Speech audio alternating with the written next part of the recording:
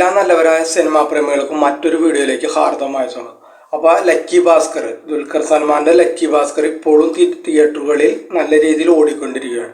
പക്ഷേ ഇപ്പോൾ മറ്റൊരു റിപ്പോർട്ടും കൂടിയാണ് വന്നിട്ടുള്ളത്. അതായത് ദുൽഖർ സൽമാൻ ആയ ലക്കി ഭാസ്കർ നല്ല കളക്ഷനോടുകൂടി മുന്നേറുന്നു നമുക്കറിയാം.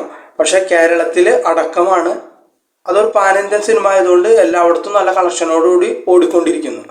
പക്ഷേ ബോക്സ് ഓഫീസിൽ ദുൽഖറിൻ്റെ ആ കഴിവ് നോക്കിക്കഴിഞ്ഞാൽ വളരെയധികം ഉയർന്നിട്ടുണ്ട് ബോക്സ് ഓഫീസിൽ. അതായത് ഇതുവരെ ഏകദേശം ഒരു 60 കോടിക്ക് കൂടുതൽ കളക്ഷനാണ് ഈ ചിത്രത്തിന് നേടാനായിട്ട് കഴിഞ്ഞിട്ടുള്ളത്.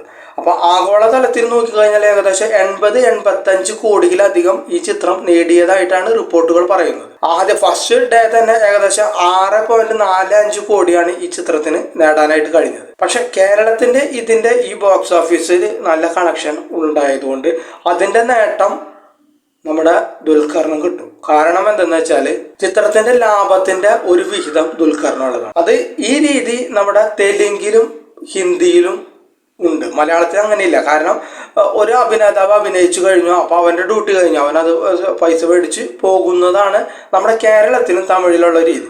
പക്ഷെ തെലുങ്കിലും ഹിന്ദിയിലും അങ്ങനെയല്ല. ചിത്രം വിജയിക്കുമ്പോൾ അതിൻ്റെ ഒരു നിശ്ചിത ശതമാനം നമ്മുടെ നായകന് അല്ലെങ്കിൽ അഭിനേതാക്കൾക്ക് ഉള്ളതാണ്. അപ്പോൾ ലക്കി ഭാസ്കറിൽ അങ്ങനെ കളക്ഷൻ നേടുന്നതോറും അതിൻ്റെ ഒരു നിശ്ചിത എമൗണ്ട് നമ്മുടെ ദുൽഖറിനും കിട്ടും.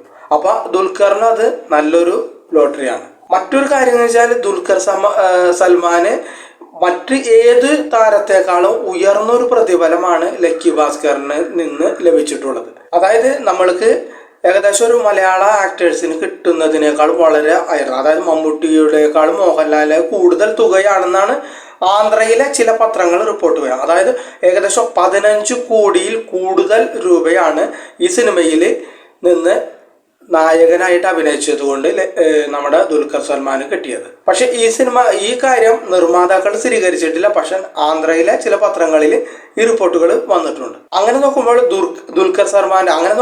ദുൽഖർ സൽമാന്റെ കരിയറിലെ ഏറ്റവും വലിയ ഒരു എമൗണ്ടാണ് ഇത്.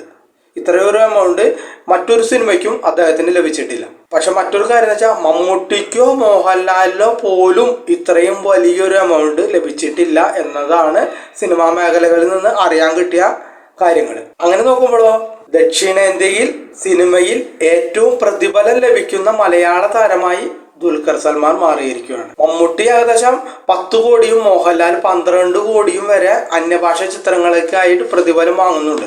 നമ്മൾ ഫഹദ് ഫാസിൽ പോലും 7 കോടിയൊക്കെ വാങ്ങുന്നുണ്ട്. പക്ഷെ ദുൽഖറിന് അതിനേക്കാളും മുകളിലാണ് ഇപ്പോൾ ഈ ചിത്രത്തിൽ നിന്ന് പ്രതിഫലം കിട്ടിയിരിക്കുന്നത്.